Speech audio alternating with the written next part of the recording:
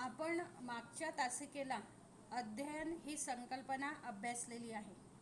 अध्ययनाचा अर्थ आणि अध्ययन म्हणजे काय हे विविध व्याख्यांच्या आधारे आपण स्पष्ट करून ते अभ्यासलेलं आहे.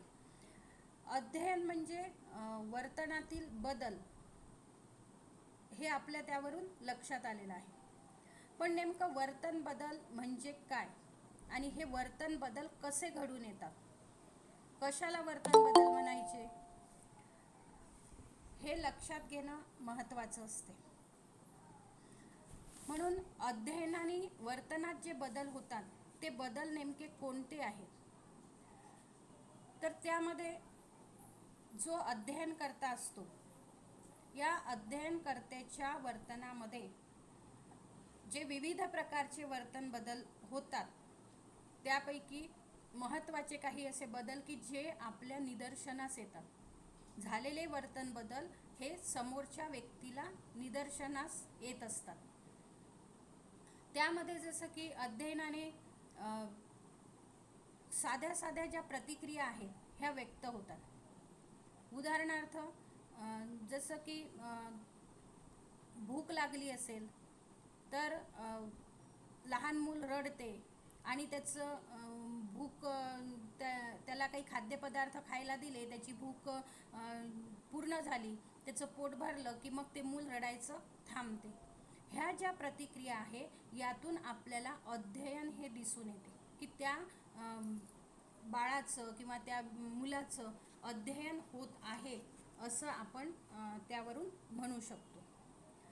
त्यानंतर ज्या काही शारीरिक सवयी असतात, ह्या शारीरिक ज्या सवयी आहेत त्या सवयीतून आपल्याला काही कौशल्य प्राप्त होतात.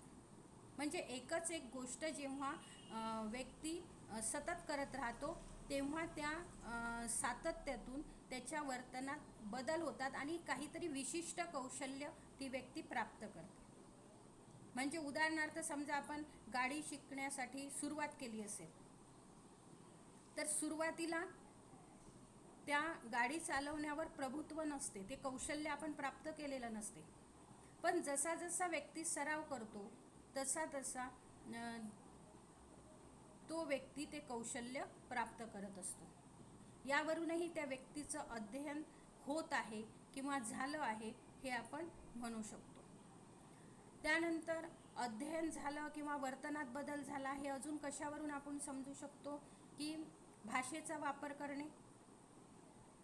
भाषा वापरताना त्या व्यक्तीची ज्या ठिकाणी असलेली शब्दसंपत्ती, शब्दाचा प्रभावीपणे वापर करणे, वाक्याचा प्रभावीपणे वापर करणे, म्हणजे भाषेचा वापर व्यक्ती कशा प्रकारे करतो यावरून सुद्धा त्याच्या अध्ययनाचा अर्थ किंवा अध्ययन कसं झालं त्या व्यक्तीचं हे आपण समजू शकतो. उदाहरणार्थ समजा लहान मुलामध्ये जे काही बोलण्याचं, संवाद साधण्याचं, संभाषण करण्याचं कौशल्य असते त्या तुलनेमध्ये साहजिकच मोठ्या व्यक्तीची भाषाशैली, त्याची भाषेचा वापर करण्याची शैली किंवा त्या मोठ्या व्यक्तीच्या ठिकाणी असलेलं शब्दसामर्थ्य, शब्दसंपत्ती साहजिकच लहान मुलाच्या आणि मोठ्या व्यक्तीच्या मध्ये भाषेचा वापर करण्याची जी शैली आहे यामध्ये आपल्याला फरक दिसून येतो. त्यामागचं कारण काय असतं की अनुभव. 5-10 वर्षाचं जे मूल आहे तो ज्या पद्धतीने भाषेचा वापर करेल त्याच्या तुलनेत साहजिकच एखादा 30-40 वर्षाचा जो व्यक्ती आहे त्याच्या भाषा वापरण्याच्या सवयीमध्ये म्हणा किंवा भाषा सामर्थ्यामध्ये म्हणा आपल्याला फरक दिसून येतो. यामागचं कारण काय असते की अनुभव. तेवढा अनुभव त्या व्यक्तीचा जास्त झालेला असतो, तेवढे अनुभव त्यांनी जास्त घेतलेले असतात आणि त्या अनुभवातून काहीतरी नवीन शिकून त्या व्यक्तीने आपल्या वर्तनात बदल केलेले असतात किंवा त्याच्या वर्तनात बदल झालेले असतात. कारण की वर्तनात जे बदल आहेत हे बदल मनुष्य काही प्रत्यक्षरित्या करतो, काही अप्रत्यक्षरित्या त्याच्या वर्तनात बदल होत असतात. म्हणजे काही बदल हे आपण हेतुपुरस्पर करतो म्हणजे आपल्याला माहीत असते की आपल्याला ही गोष्ट शिकायची आहे, आपण ती स्वतःहून शिकतो.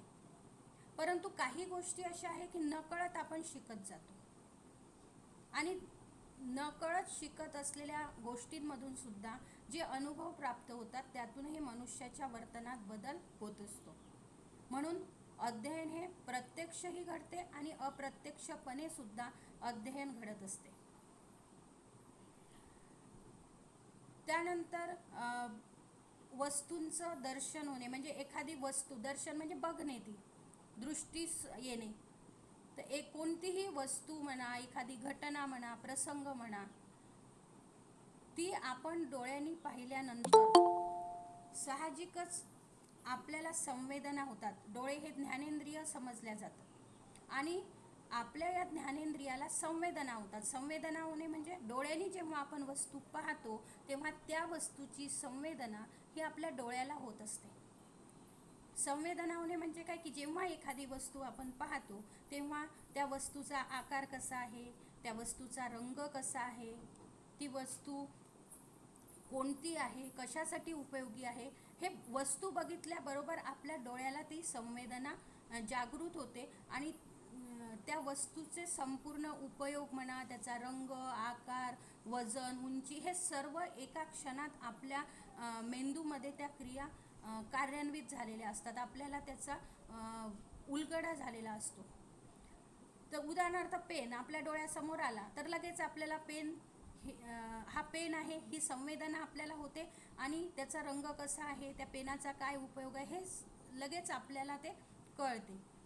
म्हणजे एखाद्या वस्तूचं किंवा एखाद्या घटनेचं, एखाद्या प्रसंगाचं संवेदना होणे हे सुद्धा अध्ययनामध्ये येते.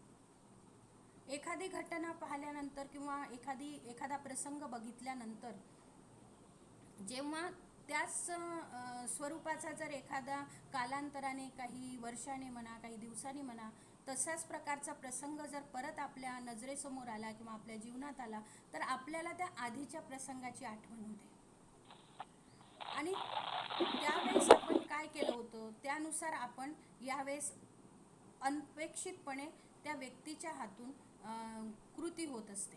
म्हणजे काय की आधी तो प्रसंग त्यांनी अनुभवलेला आहे, बघितलेला आहे, त्याच्या संवेदना त्याला झालेल्या आहेत आणि त्यामुळे त्या ठिकाणी आलेला अनुभव आणि त्या अनुभवातून त्या व्यक्तीने जे काही शिकलं असेल त्याचा उपयोग तो या वेळेस उद्भवलेल्या प्रसंगामध्ये करत असतो. म्हणून संवेदना होणे, त्यानंतर त्या संवेदनास अर्थबोध होणे, अर्थबोध म्हणजे किंवा अवबोध म्हणतो आपण त्याला, अवबोध होणे म्हणजे त्याच्याविषयीचं ज्ञान होणे, त्याविषयीची माहिती होणे.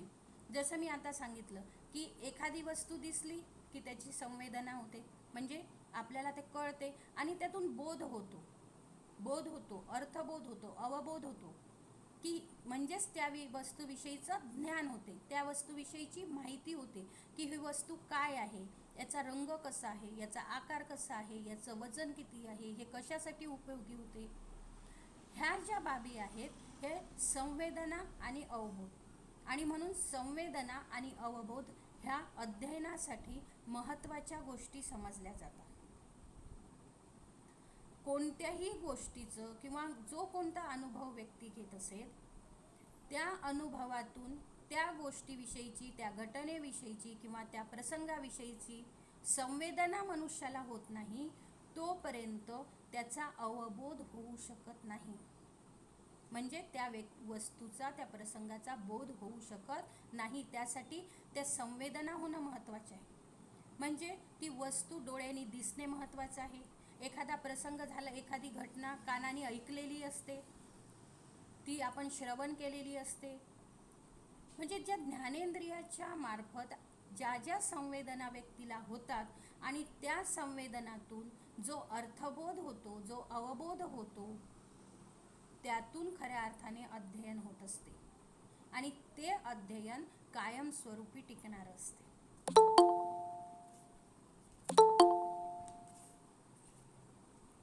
म्हणून संवेदना आणि अवबोध हे सुद्धा अध्ययन होण्यासाठी महत्त्वपूर्ण अशा बाबी आहे. यावरून आपल्याला अध्ययन झालं असं आपण म्हणू शकतो. त्यानंतर अध्ययनामुळे काय होते की प्रतिष्ठा आणि समाज मान्यता सुद्धा प्राप्त होते. कारण की जितकं जास्तीत जास्त अध्ययन व्यक्ती करेल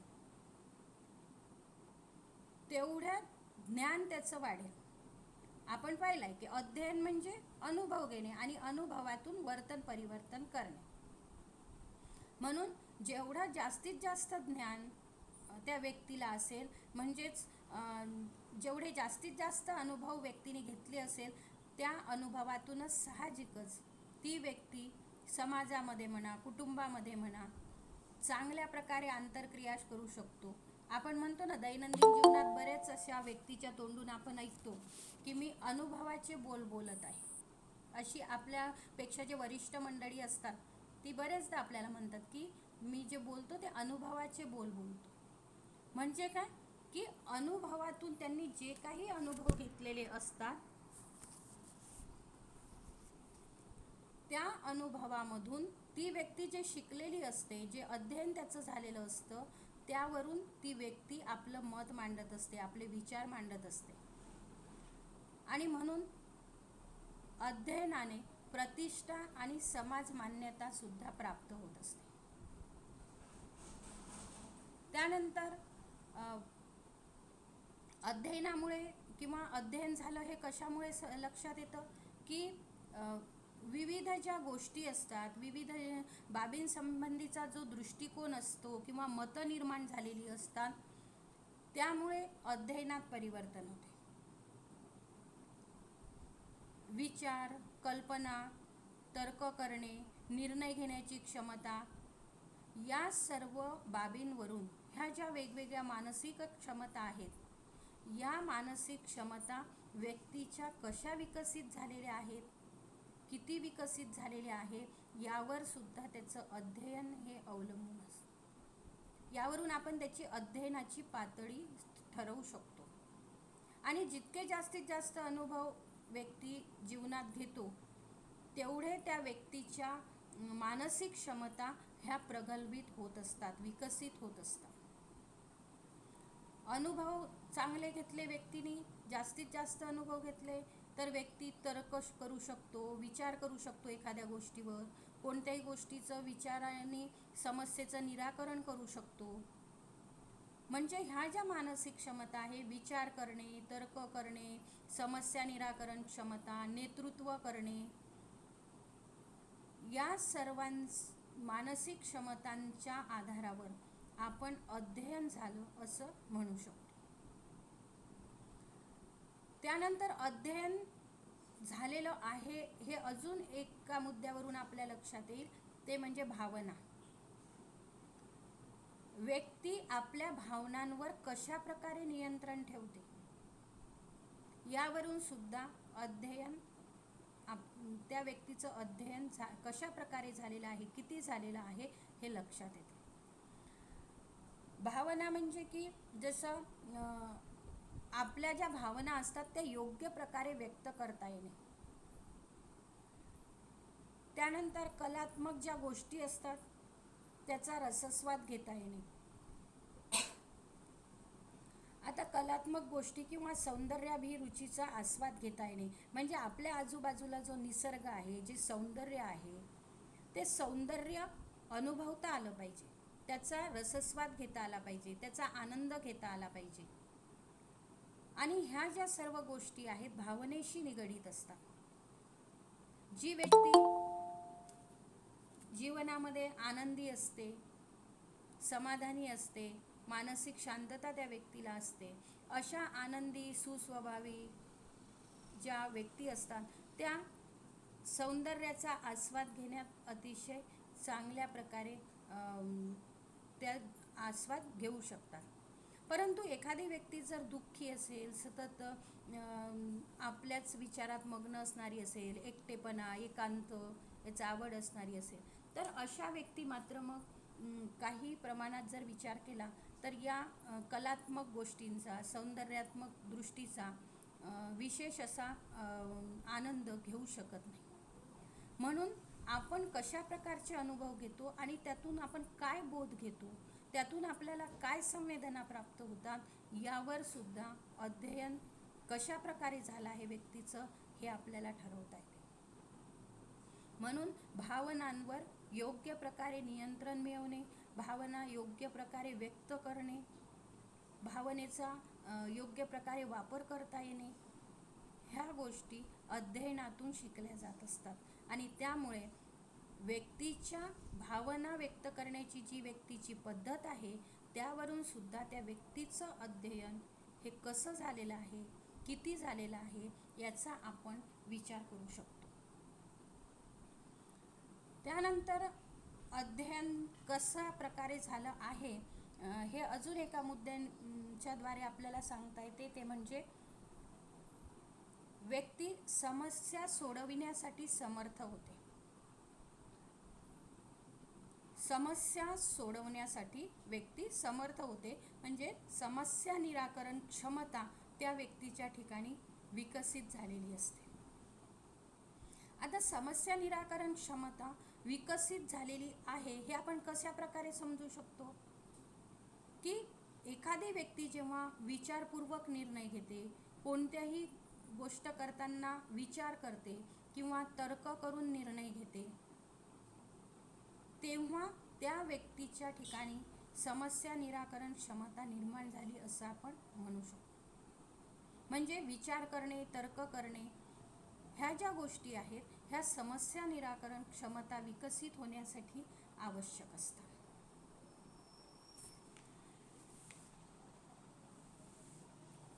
तर यावरून सुद्धा व्यक्तीची समस्या निराकरण क्षमतेवरून सुद्धा त्या व्यक्तीचं किती अध्ययन झालं हे आपण पडताळून पाहू शकतो. त्यानंतरचा मुद्दा सांगता येईल तो म्हणजे की व्यक्तीच्या वर्तनात झालेलं परिवर्तन हे व्यक्तिमत्वाच्या विविध अंगांमध्ये दिसून येते. झालेलं वर्तन परिवर्तन हे एकांगी नसते. झालेलं वर्तन परिवर्तन हे व्यक्तिमत्वाचे जे विविध अंग आहेत, विविध घटक आहेत, त्या प्रत्येक घटकामध्ये ते दिसून येते. कारण व्यक्तिमत्वाचा जो विकास आहे किंवा व्यक्तिमत्वाचे जे घटक आहेत हे घटक एकमेकांवर अवलंबून असतात, एकमेकांशी परस्परांशी संबंधित असतात. असं कधी होत नाही की शारीरिक विकास पूर्ण झाला आणि मानसिक विकास झालाच नाही किंवा भावनिक विकास झालाच नाही तर त्या व्यक्तीचा व्यक्तिमत्व विकास पूर्ण झाला असं आपण म्हणू शकत नाही. व्यक्तिमत्व ही संकल्पनाच एकात्म स्वरूपाची आहे. इंटिग्रेटेड पर्सनॅलिटी असं त्याला म्हणतात, एकात्म व्यक्तिमत्व. व्यक्तिमत्वाची अंग म्हणजे की शारीरिक, मानसिक, सामाजिक, बौद्धिक, भावनिक, त्यानंतर सौंदर्यात्मक अभिरुचीचा विकास, हे जे सर्व शारीरिक, मानसिक, सामाजिक वगैरे हे घटक आहेत, हे अंग आहेत, यांचा एकत्रितपणे विकास होणं गरजेचं आहे. जसा शारीरिक विकास गरजेचा आहे तसाच मानसिक विकास सुद्धा गरजेचा आहे, तसाच बौद्धिक विकास सुद्धा गरजेचा आहे. आणि हे परस्पर पूरक असतात, परस्परावलंबी असतात. ज्या व्यक्तीचा बौद्धिक विकास जितका जास्त तितकी त्याच्या मानसिक क्षमतेचा विकास चांगला असतो. बौद्धिक क्षमता चांगली असेल तर मानसिक क्षमता चांगल्या प्रकारे तो विकसित त्या व्यक्तीच्या होऊ शकतात. बौद्धिक मानसिक विकास केव्हा होईल, जेव्हा त्या व्यक्तीची जी शारीरिक क्षमता चांगली असेल, शारीरिक विकास चांगलेला झालेला असेल तर बौद्धिक मानसिक विकास चांगला होऊ शकतो. म्हणून ह्या ज्या गोष्टी आहेत ह्या परस्पर पूरक आहेत, परस्परावलंबी आहे. म्हणून असं म्हटलं जाते की झालेलं वर्तन परिवर्तन हे व्यक्तिमत्वाच्या विविध अंगामध्ये दिसून येते. उदाहरणार्थ की समजा भावनिक विकासाचा जर विचार केला तर एखादी व्यक्ती अतिशय प्रेमळ असेल, कष्टाळू असेल, मेहनत करणारी असेल, परिश्रम घेणारी असेल, कोणालाही सहकार्य करणारी असेल, तर ते गुण त्याच्या वर्तनातून म्हणजे त्याच्या शारीरिक कृतीतून, त्याच्या मानसिक कृतीतून आपल्याला दिसून येतात. तो कोणालाही मदत करताना दिसतो. त्यानंतर कोणालाच त्याच्या जवळ जर काही ज्ञान असेल तर तो कोणालाही आपल्याजवळचं ज्ञान वाटायचा प्रयत्न करतो, माहिती देण्याचा प्रयत्न करतो. म्हणजे ह्या ज्या कृती आहेत मनुष्याच्या, ह्या आपल्याला अतिशय छोट्या छोट्या जरी कृती वाटत असल्या तरी त्यामधून त्या व्यक्तीचं अध्ययन कसं झालं हे आपण समजू शकतो. आणि म्हणून हे जे वर्तन बदल आहेत, हे वर्तन बदल कशा प्रकारे झाले हे या मुद्द्यांच्या आधारे आपण पडताळून पाहू शकतो. तर हे झालं अध्ययनाने होणारे वर्तन बदल. म्हणजे तुमच्या लक्षात आलं असेल की अध्ययनाने कोणकोणते वर्तन बदल घडून येतात. समजलं का? अध्ययनाने घडून येणारे वर्तन बदल कोणते ते? Yes madam. हो मॅम. तर मग आता यावरून आपल्याला अध्ययन प्रक्रियेची कोणती वैशिष्ट्ये सांगता येतील? सांगता येईल एखादं वैशिष्ट्य अध्ययन प्रक्रियेचं?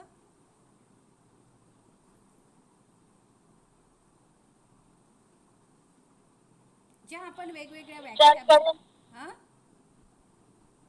विचार करून कोणता तरी निर्णय घेणे, विचार क्षमता वाढवणे.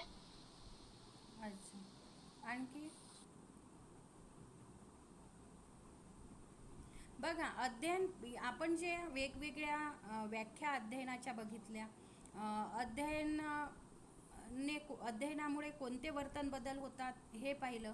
यावरून आपल्याला अध्ययन प्रक्रियेची काही वैशिष्ट्य अशी सांगता येतील की त्यामधलं अध्ययन प्रक्रियेचं पहिलं वैशिष्ट्य आहे ते म्हणजे अध्ययन ही आजन्म सतत चालणारी प्रक्रिया आहे. असं नाही की ठराविक वयापर्यंत मनुष्य अध्ययन करतो आणि नंतर त्याचं अध्ययन बंद होते. कारण की जन्मापासून ते आयुष्याच्या शेवटच्या क्षणापर्यंत मनुष्य विविध प्रकारचे अनुभव घेत असतो. आणि सुरुवातीचे अनुभव 4-5 वर्षाचं मूल होईपर्यंत सुरुवातीला मुलाला कुटुंबातून, समाजातून विविध अनुभव मिळत असतात. नंतर मुलाचा जो संबंध आहे तो शाळेशी येतो. म्हणजेच कुटुंब, समाज, शाळा, संस्कृती, त्यानंतर आपले शेजारी पाजारी यामधून जे जे काही अनुभव व्यक्ती घेतो, यांच्या संपर्कात आल्यानंतर त्या सर्व अनुभवांचा समावेश हा अध्ययन या प्रक्रियेत होत असतो. कारण त्या प्रत्येक अनुभवातून व्यक्ती काही ना काही शिकत असतो. आणि मनुष्य हा मुळातच समाजशील प्राणी आहे. त्यामुळे जीवनाच्या अंतिम क्षणापर्यंत मनुष्य काही ना काही शिकत असतो. म्हणजेच अनुभव हे 2 प्रकारचे असतात, अनौपचारिक अनुभव आणि औपचारिक अनुभव. अनौपचारिक अनुभव व्यक्ती, कुटुंब, समाज यामधून घेत असतो. तर औपचारिक जे अनुभव आहेत ते शाळेमधून तो घेत असतो. अनौपचारिक म्हणजे जे अप्रत्यक्षरित्या व्यक्तीला मिळतात. असं हेतुपुरस्पर व्यक्ती ते अनुभव घेत नाही. समाजात वावरताना, कुटुंबात वावरताना ज्या काही व्यक्तीच्या आंतरक्रिया होतात त्या आंतरक्रियेमधून जे जे काही अनुभव व्यक्तीला येतात त्या अनुभवातून शिकत जाऊन व्यक्ती आपल्या वर्तनात जे परिवर्तन करते तेथे मग त्याचं अध्ययन होत असते. आणि औपचारिक जे शाळेमध्ये दिले जाते, हेतुपुरस्पर दिलं जातं. शाळेमधला जो व्यक्तिमत्व विकास आहे तो हेतुपुरस्पर केला जातो आणि त्यासाठी प्रत्येक विषयाचा समावेश हा अभ्यासक्रमात केला जातो. प्रत्येक विषयाच्या अनुभवातून, जसं भाषा असेल, भाषेसंदर्भातले अनुभव व्यक्तीला दिले जातात. व्यक्तीचा भाषिक विकास करण्याचा प्रयत्न केला जातो. याचा अर्थ शाळेत जाईपर्यंत काही व्यक्तीला भाषा आलेली नसते, आलेली असते, परंतु तो विकास अधिक चांगला व्हावा हा त्यामागचा उद्देश असतो. विज्ञानसारख्या विषयातून आपल्या आजूबाजूच्या परिस्थितीचं ज्ञान व्यक्तीला दिल्या जाते. त्यानंतर गणित सारखा विषय असेल त्यातून दैनंदिन व्यावहारिक ज्या क्रिया आहेत, जे काही गणितीय क्रिया आहेत, मूलभूत अशा क्रिया आहेत, त्या व्यक्तीला शिकवल्या जातात, जेणेकरून व्यक्तीला व्यवहार ज्ञान आलं पाहिजे, विद्यार्थ्याचं चिकित्सक वृत्ती वाढली पाहिजे, हा त्यामागचा उद्देश असतो. म्हणून म्हटलेलं आहे की अध्ययन ही सतत आजन्म चालणारी प्रक्रिया आहे. त्यामध्ये खंड पडत नाही. मनुष्य जन्मापासून ते शेवटच्या क्षणापर्यंत काही ना काही अनुभव घेत असतो आणि त्यातून तो शिकत असतो. हे झालं पहिलं वैशिष्ट्य. दुसरं वैशिष्ट्य आहे अध्ययनाचं, अध्ययन हे गरजेमुळे घडणारी प्रक्रिया आहे.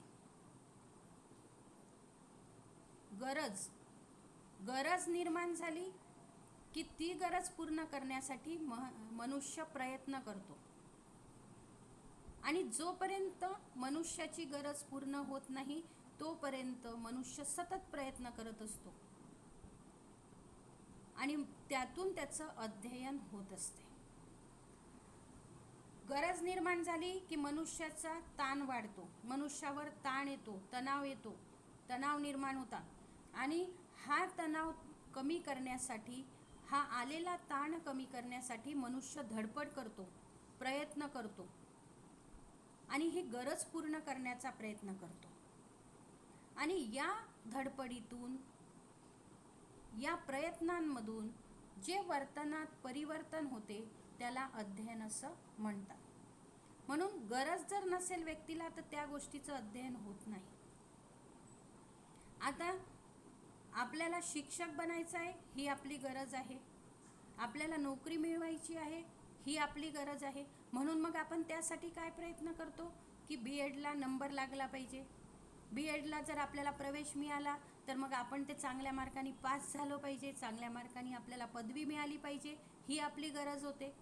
आणि ही गरज पूर्ण करण्यासाठी मग आपण अभ्यास करतो. अभ्यास करण्यासाठी वेगवेगळ्या नोट्स शोधतो, वेगवेगळ्या व्यक्तींकडून मार्गदर्शन घ्यायचा प्रयत्न करतो. म्हणजे ही आपली सर्व धडपड कशासाठी असते की आपली गरज पूर्ण झाली पाहिजे. आपली जी गरज आहे की मला एक चांगली शिक्षकाची नोकरी मिळाली पाहिजे, मी चांगला शिक्षक झालो पाहिजे आणि माझं जे कुटुंब आहे त्या कुटुंबाचा उदरनिर्वाह, त्याचा चरितार्थ मी चांगल्या प्रकारे चालवू शकलो पाहिजे. ह्या ज्या व्यक्तीच्या गरजा आहे यासाठी मग आपण प्रयत्न करत असतो. म्हणून असं म्हटलं जातं की गरज ही शोधाची जननी होय, की गरजेतून शोध घेतल्या जाते, गरजेतून धडपड केल्या जाते, गरजेमधून प्रयत्न केले जातात आणि त्यामधून मग जे जे अनुभव येतात त्या अनुभवातून व्यक्ती शिकत जातो. म्हणून अध्ययनाचं हे दुसरं वैशिष्ट्य आहे की अध्ययन ही गरजेमुळे घडणारी प्रक्रिया होय. तिसरं वैशिष्ट्य सांगता येईल की अध्ययन ही उद्दिष्टाधिष्ठित प्रक्रिया आहे. कोणतंही अध्ययन होण्यासाठी काहीतरी उद्दिष्ट असते, कारण की साध्य किंवा उद्दिष्ट की मला काहीतरी साध्य करायचं आहे, माझं काहीतरी उद्दिष्ट आहे. हे उद्दिष्ट पूर्ण करण्यासाठी व्यक्तीला प्रयत्न करावे लागतात आणि उद्दिष्ट हे गरजेतून निर्माण होत असते.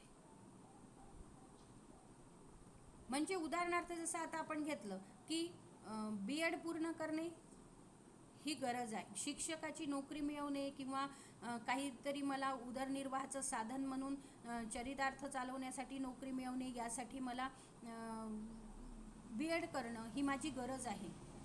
मग ही गरज पूर्ण करण्यासाठी माझं उद्दिष्ट काय आहे की ही गरज पूर्ण करण्यासाठी माझं उद्दिष्ट राहील की मला BEd चांगल्या मार्कांनी पास होणं, हे माझं उद्दिष्ट. आणि या उद्दिष्टापर्यंत पोहोचण्यासाठी म्हणजेच BEd चांगल्या मार्कांनी पास होण्यासाठी, ती पदवी प्राप्त करण्यासाठी आपल्याला मग आपलं हे उद्दिष्ट साध्य करण्यासाठी प्रयत्न करावे लागतात, अभ्यास करावा लागेल. त्यासाठी नोट्स मिळवाव्या लागतील, मार्गदर्शन घ्यावं लागेल.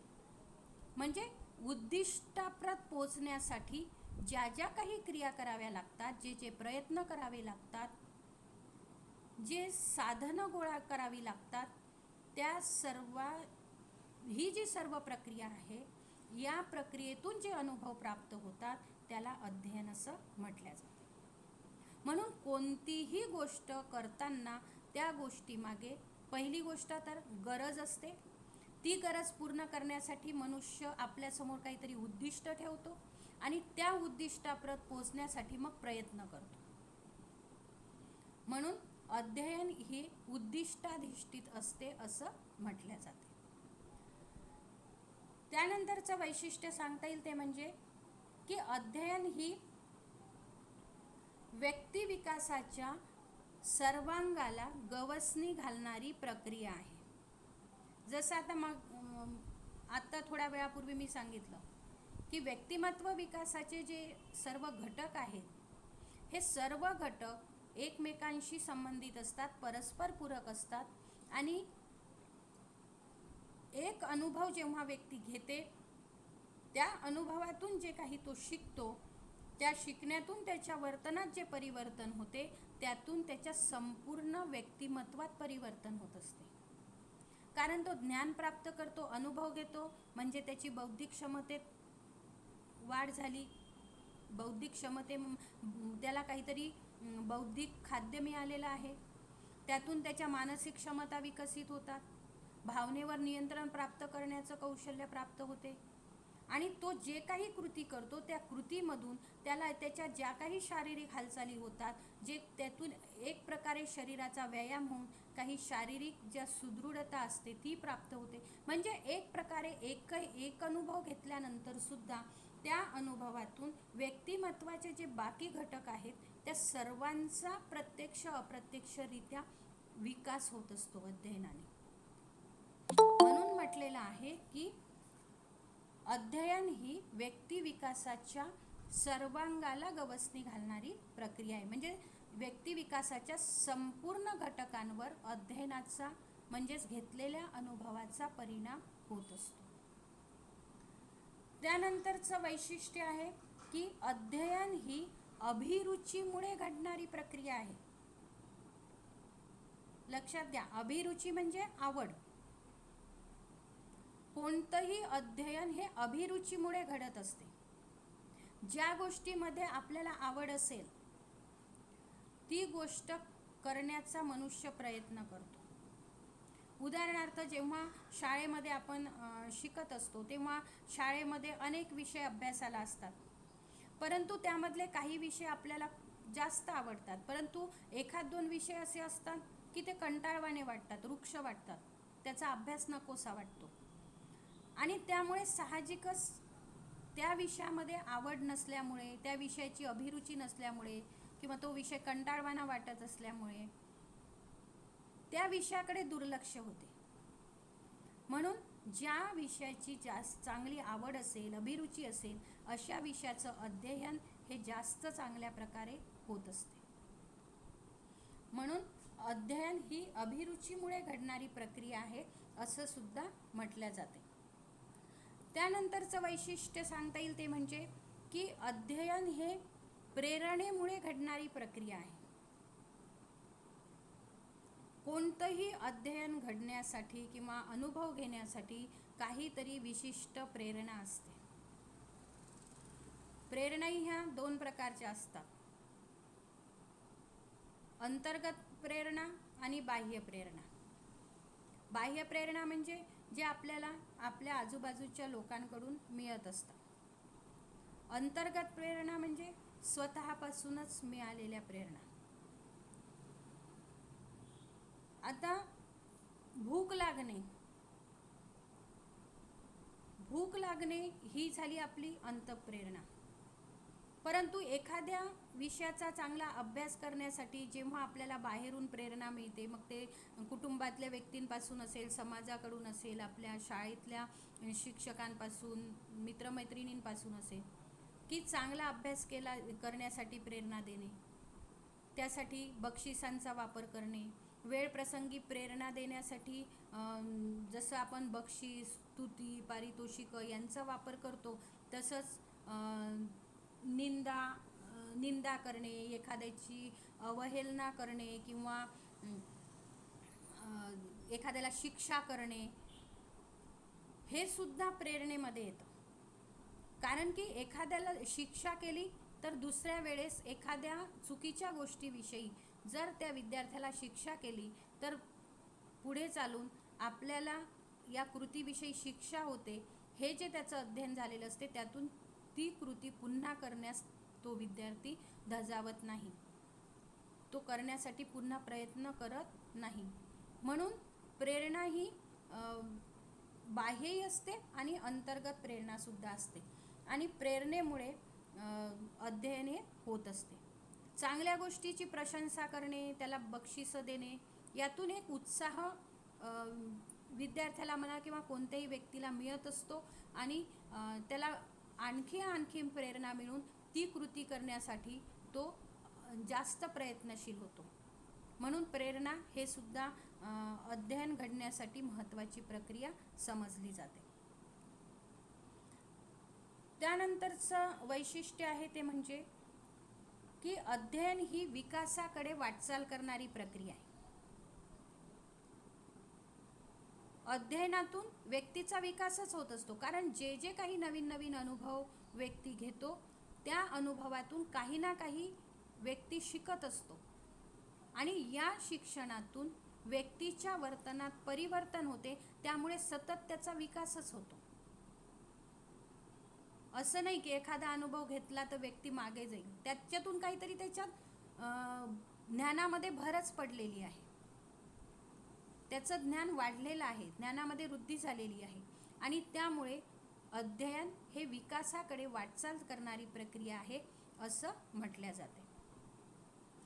नंतरचं शेवटचं वैशिष्ट्य अध्ययनाचं सांगता येईल ते म्हणजे अध्ययन ही निवडपूर्ण कृतींवर आधारित प्रक्रिया आहे. निवडपूर्ण कृती म्हणजे की ज्या काही क्रिया दैनंदिन जीवनात व्यक्ती करत असेल किंवा शाळेमध्ये सुद्धा जे काही विद्यार्थी कृती करत असतील त्या कृतींमध्ये योग्य अयोग्य प्रतिक्रियांची निवड केली जाते. म्हणजे योग्य कृती कोणत्या आहेत, अयोग्य कृती कोणत्या आहेत, योग्य कृती केल्या की काय प्रतिक्रिया येऊ शकतात, अयोग्य कृती असेल तर काय येऊ शकतात, याचा विचार करून या प्रतिक्रियांची निवड केली जाते आणि ज्या अनावश्यक क्रिया असतील किंवा अनावश्यक कृती असतील त्या बाजूला ठेवल्या जातात.